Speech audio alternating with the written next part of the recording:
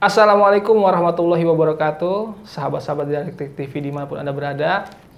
Jumpa lagi dengan kami di acara Ceruk Berpikir, podcast bersama Dialektik TV bekerjasama dengan Forum Satu Bangsa. Kembali lagi kita perkenalan. Saya mengambil alih podcastnya Kak Adri lagi nih sekarang. Perkenalan sekali lagi, nama saya Astrid Taura. Salam kenal semuanya. Saya di sini dipercaya oleh Kak Adri untuk kembali menjadi narasumber dalam podcast yang kali ini akan membicarakan tentang figur yang sangat kontroversial. Jarang orang tahu lah. Jarang orang yang tahu, padahal figur ini sempat menjadi buah bibir di Eropa dan juga di Hindia Belanda pada awal abad ke-20. Ya, siapakah figur tersebut? Ya. Ayo, siapa ayo?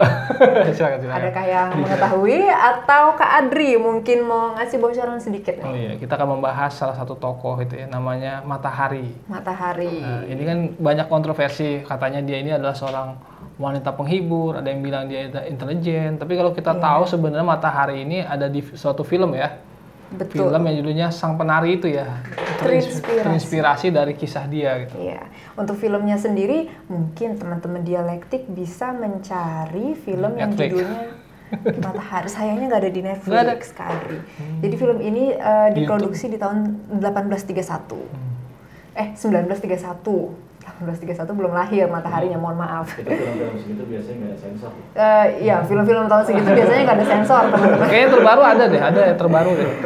Ya, mungkin yang terbaru ada. Yang terbaru ada, di YouTube ada full movie-nya ada, bisa ditonton lah. Ya, itu yang versi Rusianya ada banyak film yang menceritakan tentang Matahari.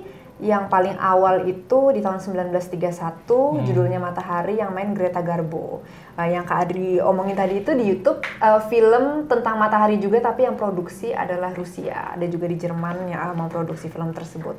Nah, di Indonesia ini juga ada, Kak Adri, film Sang Penari yang Kak Adri juga tadi sempat kasih kisi-kisinya ya, terinspirasi dari Matahari. Karena intinya aja ya, Matahari ini dikenal sebagai seorang wanita penghibur yang didapuk sebagai seorang double agent gitu bagi dua negara gitu. Agen ganda gitu. Agen ganda seperti itu. Di sini banyak juga agen ganda. Iya, terus. Terus coba dijelaskan. Lagi ya Kak Adri ya. Iya, jadi memang peranan seorang wanita penghibur sebagai double agent itu bukanlah suatu rahasia umum dan bukanlah sesuatu hal yang baru, Kak Adri. Di abad-abad ke-20, bahkan di tahun 1800-an, abad-abad ke-19 itu juga banyak, seperti Pompadour di Prancis.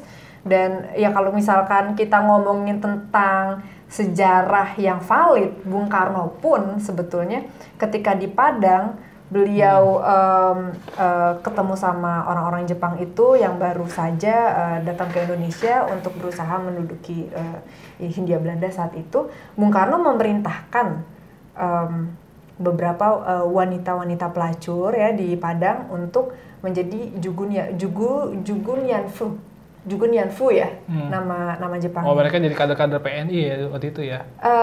Ya itu awalnya sebetulnya di Bandung, cuma ide tersebut kemudian digunakan lagi oleh Bung Karno di Padang, dan wanita-wanita pelacur tersebut ditugaskan oleh Bung Karno untuk saya kurang paham ya apakah dijadikan agent atau enggak. Cuma Bung Karno memang tujuannya adalah untuk melindungi perempuan-perempuan yang memang bukan pelacur di Padang tersebut, perempuan-perempuan sipil biasa gitu. Karena Jepang saat itu ketika menduduki suatu daerah, tujuannya adalah untuk mencari wanita penghibur juga. Jadi Bung Karno saat itu mengambil keputusan untuk meng-hire wanita pelacur di Padang untuk memuaskan tentara-tentara Jepang tersebut. Dan itu bisa kita lihat sebetulnya korelasinya dengan Matahari, Kak Adri. Di mana Matahari ini juga dikenal sebagai wanita penghibur ketika Matahari pindah ke Eropa setelah beliau itu sempat berpisah dengan suaminya di Hindia Belanda. Untuk lebih lanjutnya mungkin kita harus membahas dulu, mendiskusikan tentang kehidupan matahari ya kan di Hindia Belanda, dan kemudian apa yang membuat matahari ini raise to power di kemudian harinya di Eropa, hingga direkrut menjadi ya katanya agen untuk Perancis seperti itu. Itu kan ketika kita ngomongin latar belakang ada hubungannya dengan kehidupannya matahari sebelumnya di Hindia Belanda seperti itu, Kak Adri. Jadi sebenarnya dia tuh orang mana sih sebenarnya aslinya? Matahari itu orang Belanda sebetulnya ya. Ini simpang siur. Secara legal kewarganegaraan matahari itu Belanda. Tapi secara keturunan ada yang bilang bahwa matahari ini Belanda Toto. Ada juga sumber yang mengatakan bahwa ibunda dari matahari ini sendiri adalah keturunan dari seorang pangeran Jawa. Seperti itu. Jadi ada yang bilang matahari ini ibunya Indo. Sehingga matahari ya kalau kita lihat secara visual mempunyai rambut yang berwarna gelap, kulit yang juga gelap seperti orang Indo. Tidak seperti orang Belanda Toto kebanyakan. Tapi mukanya itu. Ini juga mancung bule ya? Iya, jadi kalau misalkan Kak Adri dan teman-teman mungkin bisa lihat ya di Google atau di YouTube mungkin ya ada matahari itu ya kayak siapa ya artis Indonesia yang blasteran, Sofia Lacuba lah ya, cuma lebih Kaukasian lagi lah tasnya. Ya lebih ya kayak Pevita Pierce, cuma lebih tajam lagi mukanya. Iya, lebih tajam, lebih lancip lah ya. Iya, cuma memang secara sejarah ya diketahui bahwa matahari sendiri lahirnya di Belanda dan tinggal di Belanda semasa kecilnya sampai masa remajanya. Hingga akhirnya matahari ini menikah dengan seorang prajurit yang orang Skotlandia sebetulnya dia. Orang Skotlandia tapi bertugas di Hindia Belanda, seperti itu Kak Adri. Tambah bule dong. Tambah bule anak-anaknya. Akhirnya matahari ini pindah ke Hindia Belanda seperti itu. Nah, itu awal dari kemunculan matahari di Hindia Belanda. Mengikuti suaminya. Ya, sebenarnya ini ada ceritanya lagi. Matahari itu nikah juga di umur yang belum genap 20 tahun Kak Adri. Masih muda ya? Masih muda. Jadi memang cobaan hidupnya itu cukup berat seperti Madame Blavatsky juga. Gitu. Jadi orang tuanya bercerai. Ini tapi kan dia agak-agak mirip Blavatsky ya?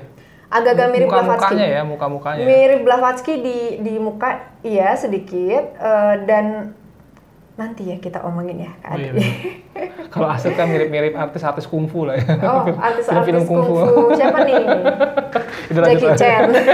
Kungfu Panda. Kungfu Panda. Oke, baik. Tadi kita sampai mana ya Kak Adri? Kungfu Panda sih.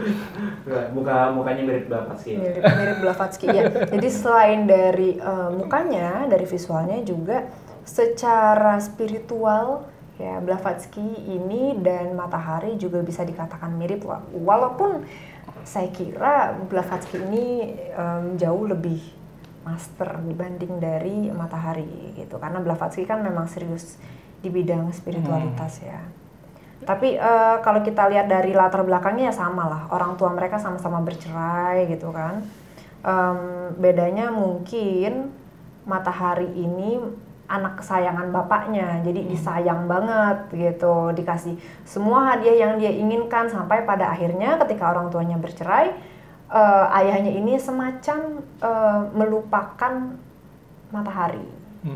Ya waktu itu dia belum jadi matahari ya, namanya masih Margaret Zell. Itu kasih nama matahari siapa? Orang tuanya? Nanti dia sendiri. Oh, dia sendiri. Dia sendiri. Nah itu ada ceritanya sendiri lagi.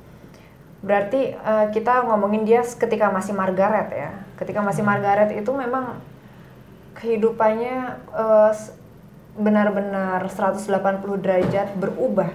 Dari yang sebelumnya dia anak kesayangan bapaknya, hingga kemudian bapaknya nikah lagi. Dan dia ditinggal bapaknya pindah ke Amsterdam, dia di kota kecil.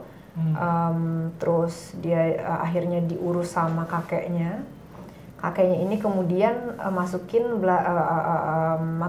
Margaret ke sebuah sekolah guru TK. Nah, di sekolah guru TK ini ternyata dia ada affair sama kepala sekolahnya. Dia sendiri mengakui bahwa mungkin ketertarikannya terhadap laki-laki yang muncul ketika dia pubertas, kan mau masuk sekolah. Ketika dia masuk sekolah guru TK itu kan berarti dia sudah umur belasan tahun, sudah pubertas gitu kan. Ketertarikan dia terhadap laki-laki itu semakin menguat ketika dia pubertas, dan itu diakui dia juga karena ya probably karena ditinggal sama bapaknya yang nikah lagi sama orang lain yang bukan istri. Gitu. Cenderung ini ya, orang kalau kehilangan figur bapak tuh bisa kayak gitu emang. Iya, jadi secara psikologis.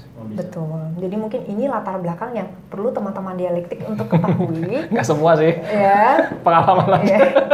Terkait dengan kenapa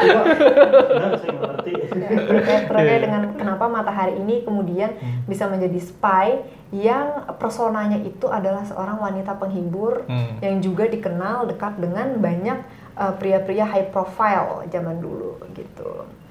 Nah, akhirnya Matahari ini tidak sukses dalam pendidikannya dan kemudian berusaha untuk mencari suatu kesempatan lain untuk mengisi relung hatinya yang sepi tersebut gitu kan. Karena dia dikeluarin. Sepi maksudnya gimana? Dia dikeluarin dari sekolahnya, dia nggak tahu mau ngapain ya kan. Sampai pada akhirnya dia ngelihat suatu baris di koran yang isinya itu adalah sebuah pencarian jodoh. Jadi ada seorang Tinder lah kalau sekarang lah ya. Ya, kayak Tindernya gitu. Mungkin kalau Kak Adri ingat dulu di Kompas itu kan ada kolom cari jodoh tuh yang perempuan 26 tahun masih kecil gitu lah itu. ya, kayak Lu gitu. pernah masuk nggak Bang? Udah masih kecil. Sekarang udah nggak ada. Ya. Jadi balik lagi di situ Margaret kepincut nih sama satu iklan yang dipasang sama seorang prajurit asal Skotlandia dan bertugas sebagai tentara di Hindia Belanda. Blavatsky lagi. Margaret ini kan memang orang yang mungkin sebenarnya free spirited, cuma merasa terkekang dengan apa yang terjadi di kehidupannya yang lalu gitu. Jadi dia melihat ada kolom tersebut, apalagi calon partnernya ini sebagai prajurit di Hindia Belanda, mungkin dia pikir why not kalau menikah dengan orang ini kemudian pindah ke Hindia Belanda dan memulai kehidupan yang barunya. Karena mungkin juga ya Margaret ini terinspirasi dan pernah mendengar juga kutipan dari seorang Belanda bahwa orang-orang Belanda yang tinggal di Hindia Belanda itu akan melupakan segala kebelandaannya dan akan menjadi orang yang baru lagi. Jadi seperti terlahir kembali. Seperti itu. Karena di Belanda saat itu ada sebuah persepsi bahwa orang Belanda yang tinggal di Hindia Belanda dan mempunyai posisi akan di-treat sebagaimana seorang raja atau ratu. Seperti itu. Dan kebetulan Margaret ini juga pernah tinggal di Den Haag, yang mana banyak pensiunan dari pejabat-pejabat tinggi di Hindia Belanda berada. Jadi ada kesan tempo dulunya lah gitu. Jadi kan. Tapi dia pas biro jodoh itu dapat gak sih? Akhirnya dapat. Akhirnya dapat. Akhirnya dia berjodoh sama yang namanya Rudolf MacLeod. Menikah di tanggal 7 Juli tahun 1896. Berarti sekarang banyak-banyak beli koran lah biar bisa daftar itu. Iya. Teman saya Nasrul itu dapat itu dari Tinder itu. Iya. Sekarang nikah dia kemarin. Wah, mantap. Terus. Berarti umurnya 20 ya? Karena si Margaret ini lahir di tahun 1876. Suaminya lebih tua nggak? Lebih tua jauh. Jauh. 20 tahun. Oh, benar-benar. Berarti dia kehilangan figur bapak dia. Iya, jadi ada apa ya kalau istilah psikologisnya itu Oedipus kompleks ya. Apa itu? Atau father issue kalau bahasa bekennya. Jadi itu adalah suatu kondisi di mana seorang perempuan muda itu mempunyai ketertarikan yang lebih tinggi kepada laki-laki yang ya bisa dikatakan om-om seperti itu. Yang lebih tua bahkan seumuran ayahnya sendiri. Seperti itu, dan itu mungkin yang terjadi pada Margaret hingga pada akhirnya dia menikah, punya anak satu tuh, si Norman lahir. Terus tahun kemudian di Norman yang joget India itu? Bukan. Oh bukan. Bukan, Oh, iya. ada Norman MacLeod anaknya, laki-laki. Orang sana juga. Namanya nama sana juga. Iya, namanya nama Belanda juga. Belanda. Jadi ini kan perkawinan orang Skotlandia dan Belanda yang kemudian bermigrasi ke Hindia Belanda, ya kan. Itu nikahnya di Belanda. Di Belanda. Nikahnya di Belanda, tapi 1 tahun kemudian setelah Norman lahir, tepatnya pada tanggal 1 Mei 1897, mereka sekeluarga pergi ke Hindia Belanda dengan kapal SS Princess. Kapal ini pula lah yang juga membawa seorang peneliti dari Belanda yang menemukan missing link Charles Darwin, Eugene something. Eugene. Eugene. Eugene. Jangan ingetnya Giselle terus. Saya dengar Eugene. Ya, jadi memang ini adalah kapal SS Princess ini terkenal ya di Belanda untuk membawa penumpangnya ke Hindia Belanda sampai ke Tanjung Priuk tanggal 7 Juni tahun 1897. Mereka hidup di Batavia sebentar hingga akhirnya suaminya MacLeod ini dipromosikan jabatannya, pangkatnya. Dan itu sebetulnya ya secara esensial kenapa MacLeod ini yang sudah umurnya jauh lebih tua daripada Margaret, ya kalau bedanya 20 tahunan berarti MacLeod umurnya 40 tahunan ketika menikahi Margaret dan dia sebelumnya belum pernah menikah. Gitu. Jadi bujangan. Nih ada yang bilang juga MacLeod ini ingin menikah bukan karena dasar cinta, tetapi karena prasyarat untuk bisa naik pangkat. Gitu. Akhirnya ya itu terjadi. MacLeod naik pangkat menjadi mayor dan pindah mereka ke Ambarawa. Di sana Ambarawa Jawa Tengah ya. Di sana ya tidak banyak keluarga Belanda ya. Jadi dari surat-suratnya Matahari ya Margaret ya ketika itu, dari surat-suratnya Margaret ya ke orang tuanya dia di Belanda ya, Margaret ini mengaku bahwa dia kesepian, nggak banyak orang Belanda di sana, yang ada ya banyak orang-orang lokal Indonesia aja yang dia belum terlalu familiar gitu. Cuma adaptasinya Margaret ini luar biasa Kak Adri, karena baru tinggal sebentar di Ambarawanya itu sendiri, keluarga ini tinggal selama 6 bulan. Tapi selama 6 bulan itu Margaret ini sudah kayak orang lokal Hindia Belanda saat itu. Jadi dia tuh suka pakai piyama batik seperti itu. Terus dia juga suka pakai selendang, kebaya seperti itu untuk acara-acara formal. Dan juga yang menjadi tren saat itu kan orang-orang lokal itu suka tidur siang, dan itu juga diadopsi oleh orang-orang Belanda yang ada di sana dan juga Margaret. Tidur siang itu bukan tradisi Belanda ya? Tradisi kita ya? Ada yang bilang tradisi Belanda, ada yang bilang tradisi lokal, seperti itu. Tapi dari referensi yang saya baca, katanya tidur siang itu merupakan sebuah tradisi lokal yang diadopsi Belanda. Mungkin teman-teman bisa cek lagi, correct me if I'm wrong, di bukunya Jean German Taylor ya, yang judulnya tentang kehidupan sosial di Batavia. Kalau orang barat mungkin sedikit tidur kali ya, lebih insomnia kali ya. Iya, mungkin seperti itu ya, lebih banyak beraktivitasnya. Ya. Kalau tidur pagi? Kalau tidur pagi? Nah, itu mungkin malamnya terlalu melek kali ya. Nah, mungkin ini juga yang kemudian ya, aku jadi ketika aku berusaha untuk mencari benang merahnya dengan kehidupan kita sekarang, kenapa orang-orang Indonesia kebanyakan terlalu nyantai? Mungkin karena kalau betul ya tradisi tidur siang itu memang mendarah daging di diri kita gitu kan, nyantai gitu kan, istirahat dan segala macam. Alon-alon asal kelakon. Alon-alon asal kelakon. Itu Bung Karno yang ngomong itu. Terus. Iya. Nah, dari di Ambarawa itu pun anak masih satu, tapi Margaret ini dia semacam meng-hire babysitter. ART lah, asisten rumah tangga.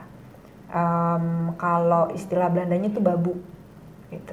Jadi teman-teman dialektik babu itu bahasa Belanda? Iya, istilah babu yang kita kenal itu adalah istilah yang berasal dari negeri kincir angin ketika itu. Dan merupakan suatu kebiasaan bagi orang Belanda yang sudah berkeluarga untuk mempunyai ART, untuk mempunyai bedanya babu sama ART apa? Mungkin ini hanya permainan linguistik aja ya Kak Adri ya. Jadi babu itu kan serapan dari kata Belanda seperti itu. Kalau ART ini kan adalah evolusi dari istilah PRT. Pembantu rumah tangga. Ya, yang dikenal sebagai pembantu rumah tangga. Artinya hanya membantu kan, bukan suatu hal yang dipesuruh-suruh gitu. Betul. Kayak budak. Nah, budak. Beda lagi. Babu apa budak sama nggak sih? Beda. Babu dan budak beda. Kalau dari yang saya tangkap ya, mungkin ini bisa di research lagi. Tapi kalau budak itu lebih ke semua pekerjaan kasar gitu. Tapi kalau babu itu mungkin hanya untuk pekerjaan-pekerjaan domestik saja, seperti mencuci, memasak, mengurus anak, gitu. Seperti itu. Nah, disebutkan juga dalam suatu referensi bahwa kelokal-lokalannya Margaret ini ya, tadi kan pakai piyama batik dan segala macam, itu karena terinspirasi atau karena influence dari ART-nya Margaret tersebut gitu. Jadi kan disebutkan juga ya bahwa orang-orang Belanda yang ada di sana cukup terpengaruh dengan ART mereka dalam hal ngerokok, terus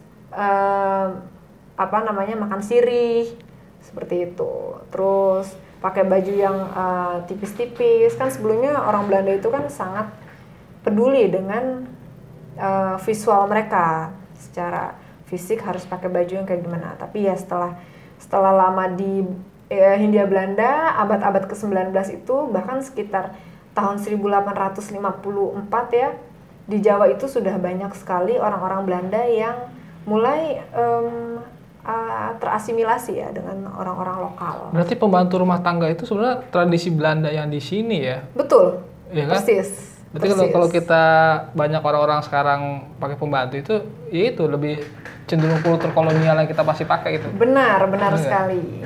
Benar sekali. Artinya anaknya diurusin anak orang lain. Iya. Gitu. Bahkan ya semua pekerjaan rumah tangga itu yang urus ya saat itu istilahnya babu ya. Mungkin banyak orang Belanda itu yang kulturnya kayak orang Indonesia itu, ya mungkin karena waktu kecil itu dirawat sama pembantu-pembantu yang dari orang Indonesia itu. Betul, bisa jadi seperti itu. Dan bahkan ya ini intermezzo aja ya, tapi setelah kemerdekaan kan banyak orang-orang Belanda ini yang kangen dengan tradisi-tradisi Hindia Belanda. Misalnya ya kayak punya ART sendiri atau makanan-makanan Indonesia gitu. 6 bulan Margaret di Belanda pun ya dia juga sudah merasa cukup nyaman ya dengan makanan-makanan di Jawa Tengah saat itu, dengan kultur di sana. Dan bahkan Margaret ini pernah juga tamasya bersama anak-anaknya ke daerah-daerah di Jawa gitu. Pada akhirnya suaminya pindah dari Ambarawa ke Tumpang setelah 6 bulan.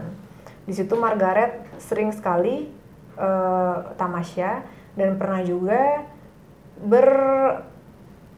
stay lama ya di Gunung Semeru. Ngapain? Itu yang masih menjadi pertanyaan hingga sekarang. Berapa lama di situ? 3 minggu. Oh, berarti dia ada ritual-ritual. Nah, mungkin nanti Kak Adri bisa menjelaskan ya. Tuh kita dikira ngerti gitu. Karena gini, nggak ada yang tahu kenapa Margaret di sana selama itu. Jadi Margaret itu ngebawa anaknya Norman dan dia ngelahirin juga pada akhirnya di Tumpang itu. Jadi anaknya yang kedua lahir perempuan di Tumpang, di daerah Tumpang. Anaknya Margaret akhirnya 2, dia bawa anaknya dan bawa babunya, 2 babunya itu yang ngurus anaknya ke Gunung Semeru, stay di sana 3 minggu. Dan yang menariknya Kak Adri, ada suatu hari ketika Margaret dan gerombolannya itu dan rombongannya itu di Semeru, tiba-tiba mereka mendengar atau merasakan sesuatu yang aneh dari Gunung Bromo. Nah, kalau dari referensi yang saya baca, Gunung Bromo itu batuk-batuk ketika Margaret dan rombongannya sedang liburan ya, entah liburan atau apa nggak ada yang tahu gitu. Selama 3 minggu di sana. Nah, bagaimana itu setelah di Gunung Bromo? Batuk-batuk. Batuk-batuk. Ya, setelah Gunung Bromo batuk-batuk itu, ya Matahari Margaret menjalankan kehidupan beliau yang normal sebagaimana biasanya gitu. Di situ kepercayaan dirinya itu mulai muncul karena suaminya juga kan sudah naik pangkat ke Adri menjadi mayor seperti itu kan, dan dia dilihat sebagai seseorang yang sangat cantik oleh orang-orang Indonesia, orang-orang lokal saat itu. Bahkan dia itu dipanggil dengan sebutan si kulit langsep ya. Apa tuh kalau bahasa Jawanya ya artinya? Itulah yang bikin laler kepleset lah kalau kalau Depok dia laler kepleset. Intinya mungkin ya adalah seorang perempuan yang berkulit cerah seperti itu ya. Dan Margaret ini debut dari suatu jiwa entertainnya itu muncul di Malang. Jadi dia mulai untuk menjadi sebuah pemain di opera seperti itu. Mulai banyak orang yang kenal Margaret bukan hanya sebagai istri dari seorang mayor, tetapi juga pemain opera, penari seperti itu. Dan ini opera itu kan identik dengan ini ya, luar negeri ya. Iya. Kalau di sini namanya kan kalau Galudruk. Iya, ya mungkin Lenong. Ludruk atau toprak gitu. Ini opera berarti budaya sana ya? Iya, jadi memang opera barat ya, karena judulnya juga judul memakai bahasa Inggris atau Jerman ya sepertinya. Nah, setelah dari opera Van Java, Margaret ini pindah terus kan. Suaminya sempat ke Medan. Suaminya sempat dinas di Medan, Margaret ikut gitu kan. Dan disinilah hubungan dari Margaret dan suaminya itu mulai menurun drastis, kurang baik seperti itu. Jadi Margaret ini akhirnya berduka. Anaknya yang pertama Norman ini meninggal di Medan. Karena ya katanya sih yang bersalah atas kematian Norman adalah babu dari keluarga MacLeod tersebut. Seperti itu. Jadi ada dugaan bahwa Norman ini keracunan. Ya, jadi keracunannya pun katanya juga ada mistis-mistisnya nih Kak Andri. Babunya ini, jadi kan kalau zaman dulu setiap orang itu ya orang yang berduit lah itu punya keris kan. Keris itu sering kali dicuci, warangan ya nama istilahnya itu. Nah, keris yang dicuci itu kan airnya mengandung partikel-partikel arsenik seperti itu. Dan kemudian air dari pencucian keris tersebut dikasihkan ke kedua anak dari Matahari, dari Margaret. Nah, dari situlah mereka berdua ini terjangkit keracunan. Satu meninggal, yaitu Norman, yang satu masih hidup. Dari sinilah hubungan Matahari dengan suaminya jadi memudar, bahkan mereka sempat memutuskan untuk berpisah juga. Itu bukan karena suaminya main pukul kalau di... Nah, kebetulan juga ya, selain dari faktor kematian Norman, suami dari Margaret ini atau Rudolf MacLeod ini adalah seorang yang opresif seperti itu. Jadi seringkali ditemukan bahwa suaminya ini mabuk-mabukan, main perempuan, bahkan Margaret sendiri telah menduga bahwa suaminya ini punya nyai atau wanita simpanan, gitu, yang orang lokal Hindia Belanda. Margaret yang patah hati akhirnya pindah ke Jawa Barat, pindah ke daerah Prayanger, ke daerah Sindang Laya ya, ada daerah di situ. Terus sampai juga di Banyu Biru, dan seringkali juga ke daerah yang di Jawa Tengah itu ada namanya Coffee Plantation, sebuah perkebunan kopi di daerah Kemloko, punyanya orang Belanda juga. Jadi ya kalau kita lihat dari persinggahan-persinggahannya Margaret, memang Margaret ini orang yang suka dengan daerah pegunungan, Kak Adri. pegunungan, terus suka daerah yang dingin-dingin, mungkin sesuai dengan kultur di sana ya. Dan mungkin juga ya secara spiritual Margaret ini ingin menemukan ketenangan, karena sekali lagi mungkin setelah ditinggal oleh ayahnya yang sangat ia sayangi, untuk kedua kalinya ia ditinggalkan oleh orang yang sangat ia sayangi, yaitu anak kandungnya sendiri, Norman. Pada akhirnya mereka berpisah, Margaret dengan suaminya ini. Dan Margaret pindah ke Paris saat itu.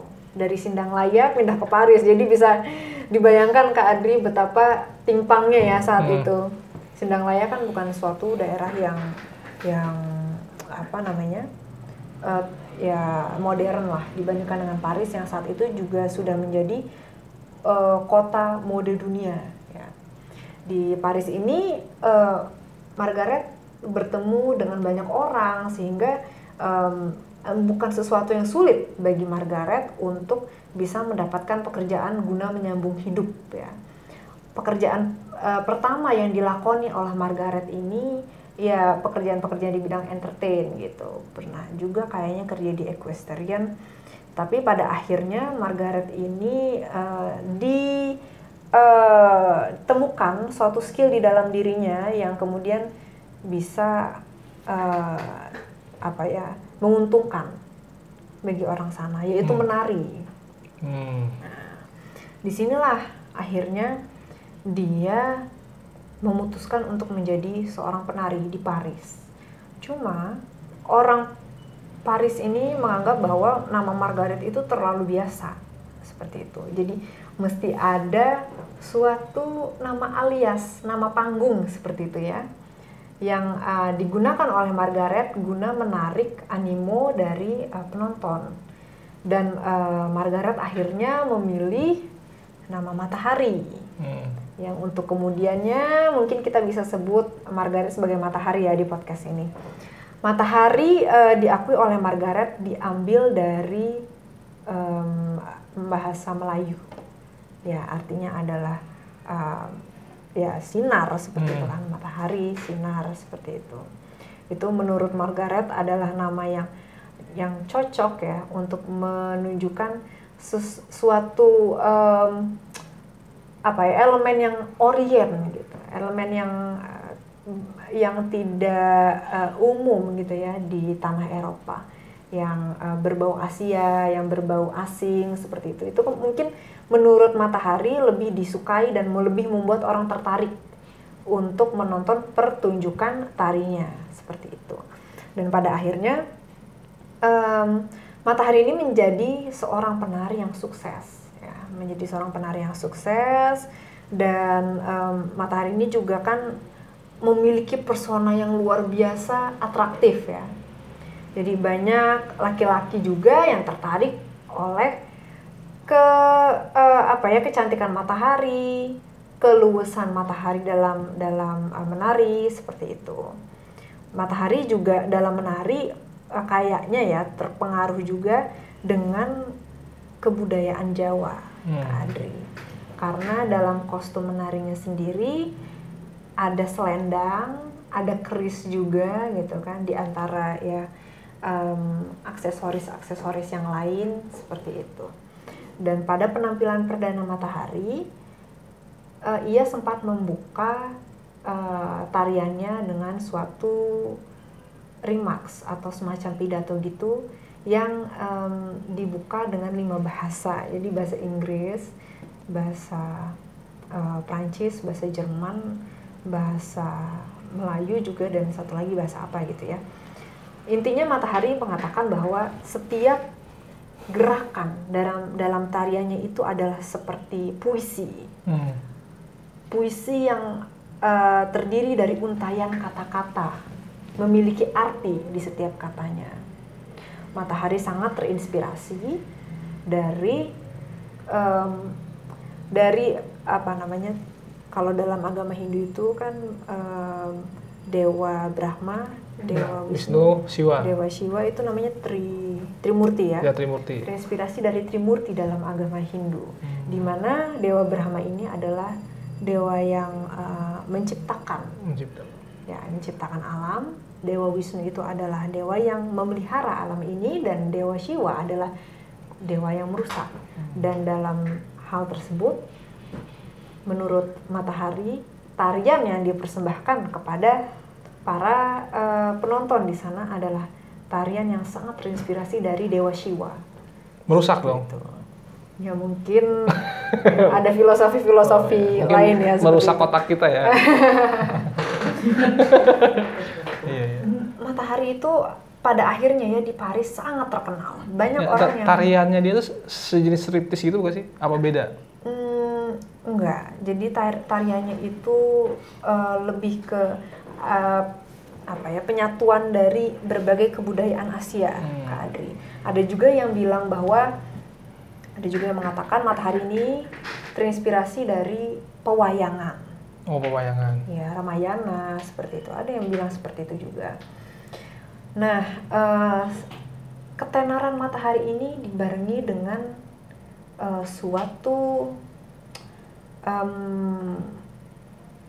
kepenasaranan, ya, keingintahuan dari banyak orang-orang penting terhadap Matahari ini. Jadi mereka kan taunya Matahari sebelum jadi penari pernah tinggal di Hindia Belanda sebagai istri seorang mayor seperti itu kan. Dan Matahari ini juga selain atraktif, intelijen juga, pintar dan cantik. Jadi dia intelijennya siapa? Dari negara mana?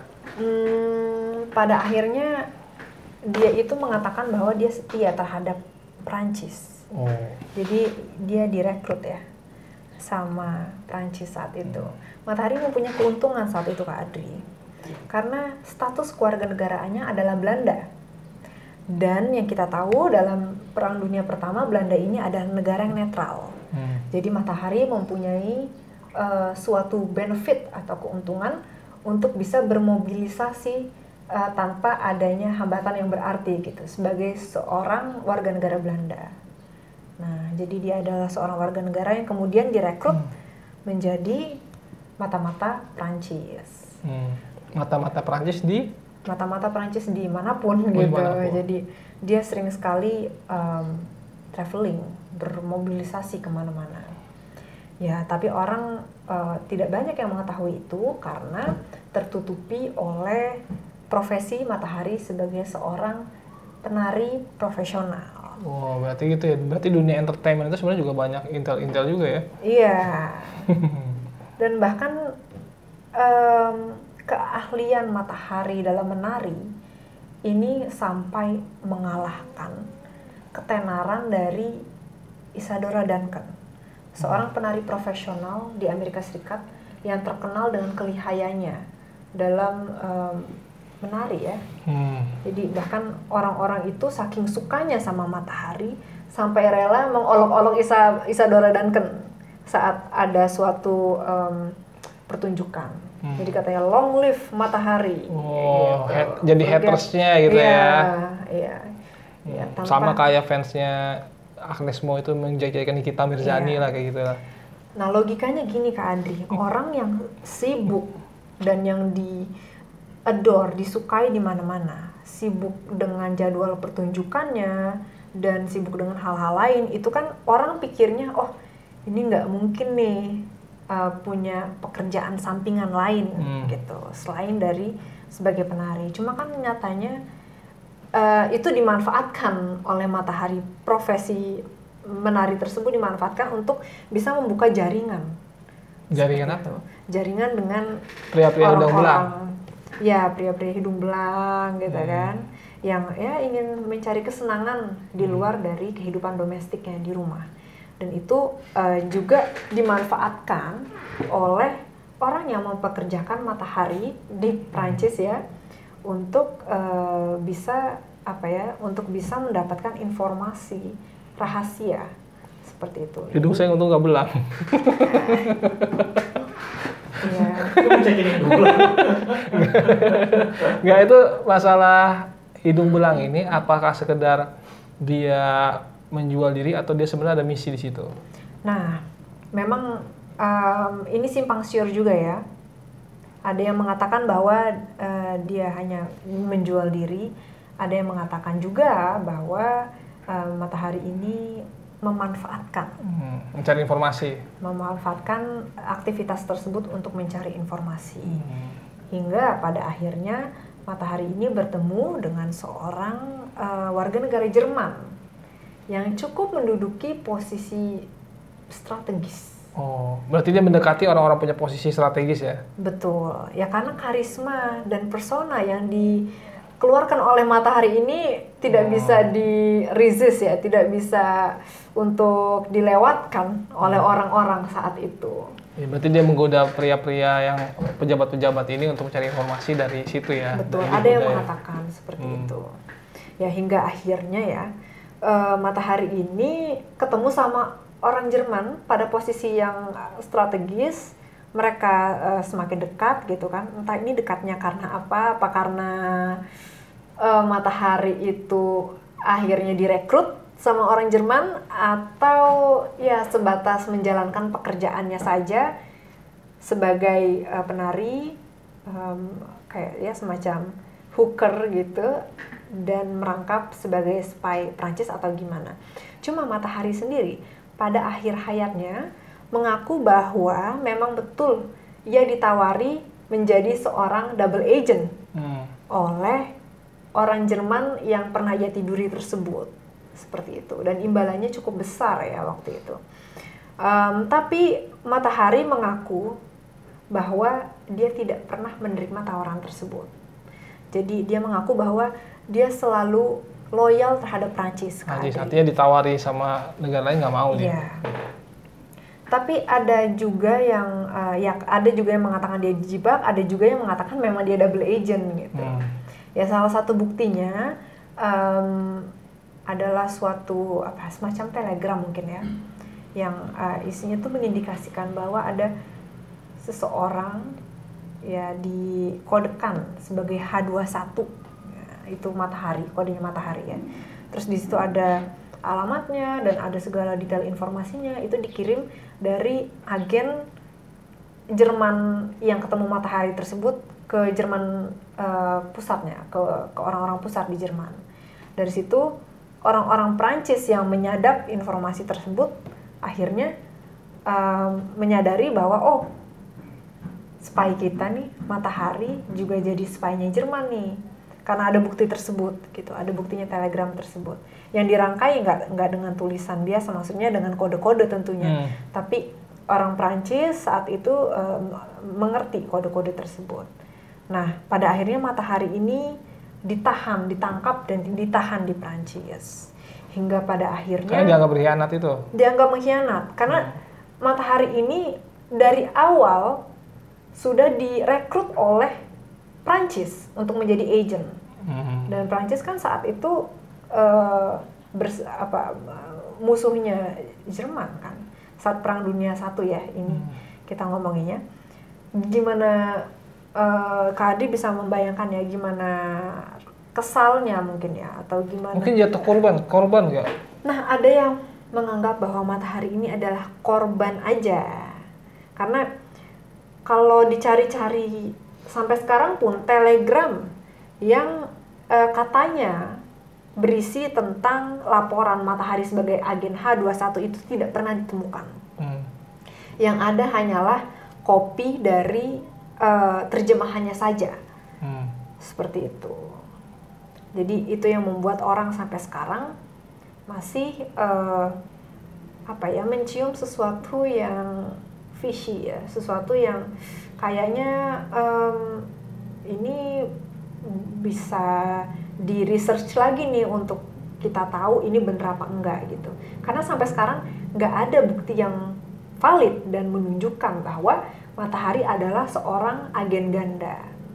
Banyak juga yang berspekulasi bahwa Jerman melakukan ini dengan sengaja memang untuk memusnahkan matahari sebagai spy. Karena semakin matahari ini kemana-mana leluasa bermobilisasi, berarti semakin informasi-informasi tentang musuh-musuh Prancis akan berusaha untuk didapatkan matahari.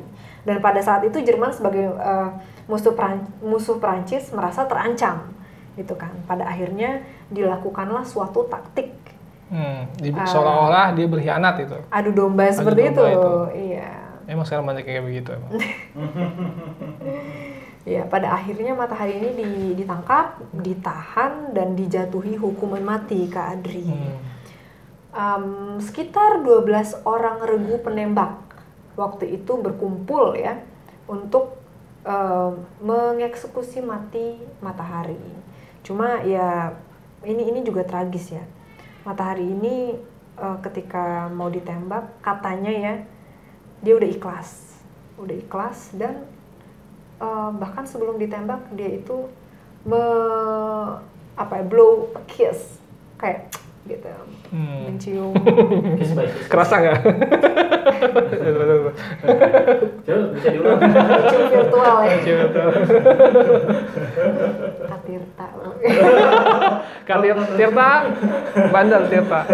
Tirta bandel. Buat nonton. Iya, jadi ya saking ikhlasnya ya, karena pada akhirnya matahari ini kan memang seorang Hindu yang taat katanya kan, jadi mungkin selama waktu-waktu di mana ia ditahan hingga akhirnya dieksekusi, dia banyak bersemedi, bermeditasi seperti itu ya, jadi udah ikhlas banget sampai akhirnya melakukan gestur tersebut. Dan akhirnya nggak sampai beberapa menit ya udah mati aja. Dan kasiannya nggak ada yang mengangkut jenazah dari matahari setelah ia dinyatakan tewas. Jadi ditinggal begitu aja. Dan pada akhirnya katanya dia ini loh, gara-gara dia memberikan informasi itu banyak jatuh korban juga katanya. Banyak jatuh korban. Jadi ada sekitar ratusan ribu orang yang menjadi korban akibat dari pembocoran informasi dari matahari ke pihak lawan, seperti itu. Jadi itu juga yang dikhawatirkan oleh beberapa oknum ya, bahwa matahari ini adalah seseorang yang berbahaya sehingga harus dimusnahkan. Tapi cara pemusnahannya itu yang luar biasa, intriknya licik ya. Jadi sampai segitunya matahari pada akhirnya harus dieksekusi oleh orang-orang yang mempekerjakan dia in the first start gitu, orang-orang Prancis juga gitu. Jadi memang ini taktik ya, taktik dari negara yang saat itu berperang seperti itu. Ya matahari ini juga pada akhirnya ya setelah kematiannya juga masih menimbulkan misteri ke Adri. Apa? Jadi setelah jasadnya itu ditinggalkan begitu saja, ya katanya dikuburkan badannya, cuma kepalanya ini diambil, diawetkan dan dipertontonkan sebagai suatu koleksi dari museum di Eropa. Hingga pada akhirnya kepala matahari tersebut dicuri oleh seseorang sekitar 30 tahun kemudian. Gitu. Jadi sampai sekarang pun belum ketemu kepalanya matahari. Seperti itu. Jadi masih sangat menyisakan misteri. Pemilihan nama matahari pun juga misteri ya. Kenapa namanya itu ya? Kenapa namanya itu? Ada hubungan Bung Karno nggak? Ada hubungannya dengan Bung Karno atau enggak ya? Sebetulnya saya kira the chance is slim to none. Atau ya kemungkinannya kecil. Karena gini, matahari itu hidup di era di mana Blavatsky hidup gitu. Artinya akhir-akhir abad ke-19 dan meninggal di tahun 1917. Soalnya kan Bung Karno kan juga adalah putra sang fajar. Siapa tahu ada hubungan sama itu. Atau mungkin ada hubungan dengan orang-orang yang ya ada punya hubungan darah ya dengan Bung Karno. Ya gimana kita tahu ya, karena timeline hidupnya di timeline yang sama, di rentang waktu yang sama seperti itu. Jadi kalau Bung Karno lahir tahun 1901 berarti di tahun 1917 di mana matahari ini akhirnya meninggal, ya berarti umurnya Bung Karno 16 ya. Sementara ya 16 tahun Bung Karno masih sekolah, seperti itu, belum memiliki jaringan-jaringan yang luas di luar negeri sana. Dan kalau kita lihat lagi, matahari ini kan berada di Hindia Belanda di akhir abad ke-19, di mana Bung Karno juga belum lahir ketika itu. Tapi betul kata Kak Adri, kenapa namanya matahari itu masih misterius, teman-teman dialektik sekalian. Karena Matahari sendiri juga tidak pernah menulis cerita pribadinya dalam suatu buku gitu ya, yang ada hanya korespondensinya aja dengan keluarga-keluarganya ketika Matahari ini berada di Hindia Belanda. Setelah itu ya dari pengakuan orang-orang yang kenal dan sempat melihat dia aja. Kalau di bukunya Penyambung Lidah Rakyat, Bung Karno itu kan punya mata-mata itu dari karangan itu ya. Betul. Pelacur-pelacur itu, buat di Jepang saat itu kan. Iya. Ada nggak terinspirasi dari dia? Di buku Penyambung Lidah Rakyat itu seingat saya nggak ada ya. Jadi Bung Karno itu terinspirasi dari beberapa figur wanita, femme fatale istilahnya. Atau femme fatale itu adalah wanita yang mempunyai suatu power atau kekuatan yang luar biasa, dapat memikat seseorang hingga seseorang itu dapat mengikuti apa kemauan dari wanita tersebut. Ya, Bung Karno acknowledge atau mengakui ada beberapa perempuan dalam sejarah dunia yang dapat menjadi femme fatale hebat. Di Prancis, Bung Karno menyebut Pompadour. Terus ada beberapa tokoh lain di Eropa, tapi seingat saya nggak ada matahari. Tidak ada. Gitu. Ya, atau mungkin ya kalau kita bisa sambung-sambungkan ya, atau cocok logi gitu ya, analisis gitu, mungkin cerita matahari ini terlalu dipoles dari perspektif baratnya Kak Adri. Gitu. Jadi karena informasi yang didapat itu terlalu condong ke barat, di mana matahari ini pada akhirnya dianggap sebagai wanita penghibur yang berkonotasi negatif. Mungkin itu yang membuat orang-orang banyak tidak mengetahui tentang matahari. Bagaimana di Indonesia itu kita nggak tahu ya, kurang diangkat ya. Iya, kalau nggak salah nama penulisnya itu Pat Sherman. Ada satu buku yang membahas secara ekstensif kehidupan matahari di Hindia Belanda.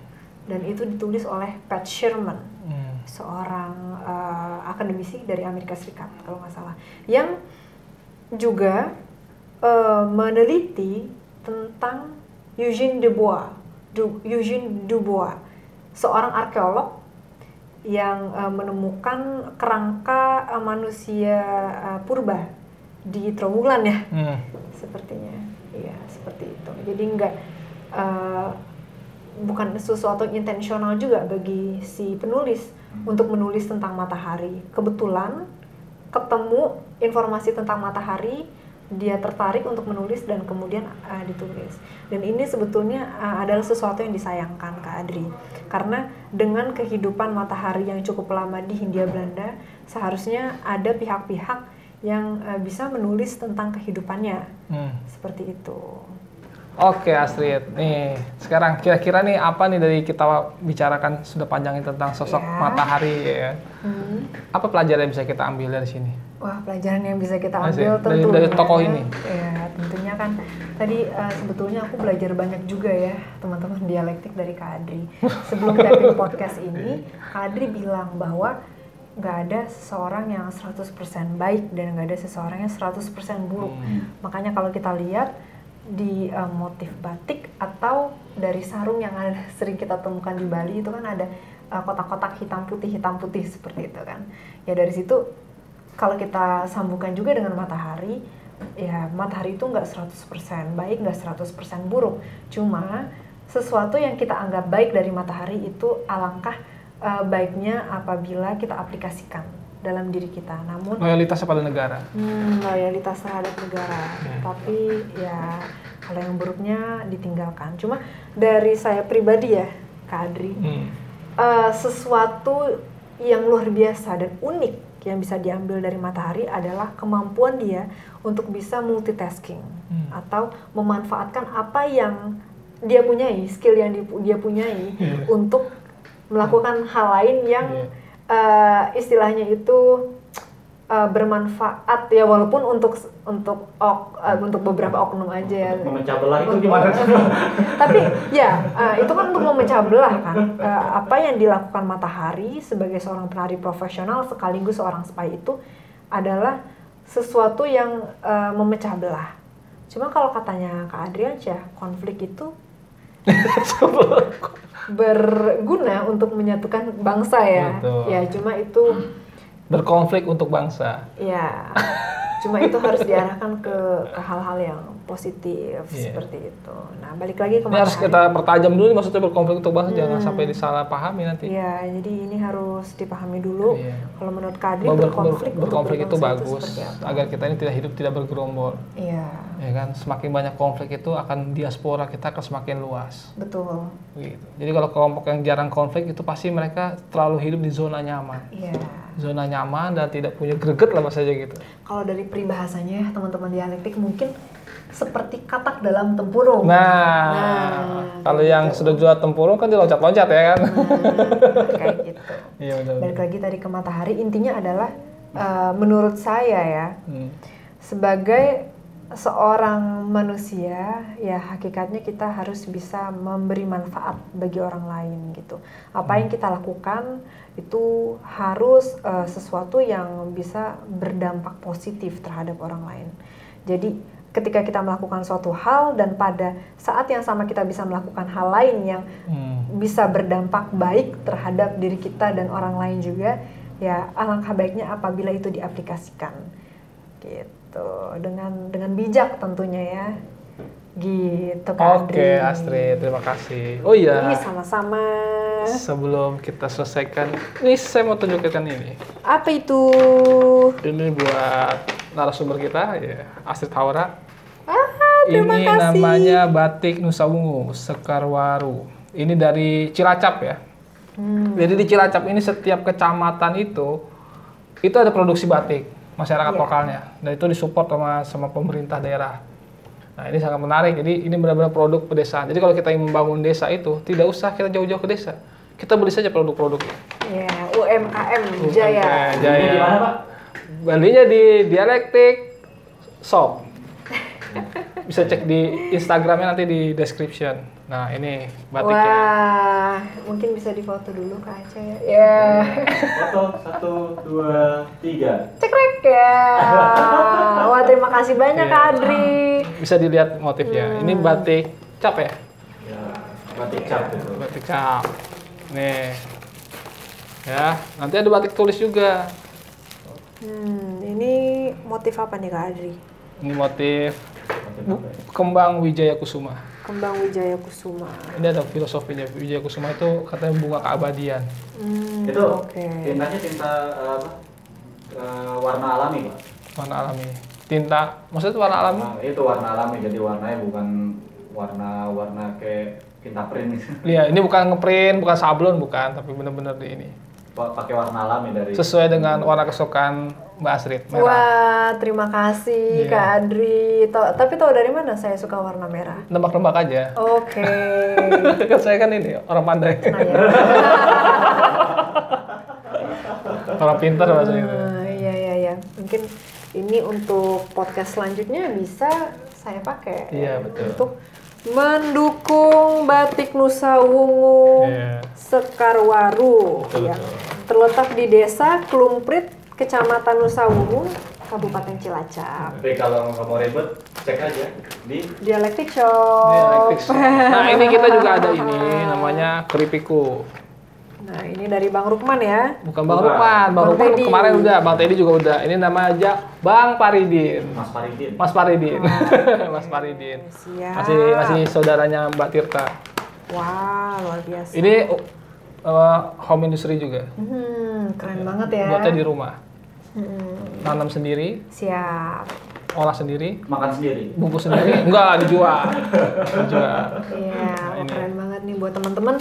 dialektik yang setelah nonton video ini jadi lapar, ini bisa jadi salah satu opsi buat teman-teman untuk cemilan ya. Setelah lapar. Oke. Dan ini dari komposisinya pun dari pisang pilihan, minyak sayur, garam dan lain-lain ya. Jadi nggak ada bahan-bahan yang kiranya berbahaya gitu ya. Nggak ada mecin. Ada micinnya. Nggak ada micinnya. Cuma kalau sale pisang ini khas mana ya Kak Andri? Ini Cilacap juga? Cilacap juga, siap. Nah ini bunga juga buat Astrid. Wah, ini terima kasih. Dari Tokopedia. Beli ini warna dari pink. Tokopedia. Yeah. Ini juga karya orang Indonesia. Oh, ada karyanya. Iya. Ini sesuai dengan warna kesukaan Astrid, merah. Oh iya. Merah pink. Ini pas tangan. Dan kita juga mau ngasih iPad ya buat Astrid. Coba iPad ya. Oh iya, iPad-nya. Nah. Wah, nggak usah, itu nanti aja. Oh, itu punya dia sendiri maksudnya. Oh iya. Ketinggalan minggu lalu saat Ketinggalan podcast minggu karena lalu. kita bener-bener seru ya kali Iya, betul, ya betul. sama Kak Aca. Wih, kameramen kita Kak Aca. Iya, jadi kita saking serunya tuh sampai lupa ada yang ketinggalan. Iya, benar-benar. Gitu.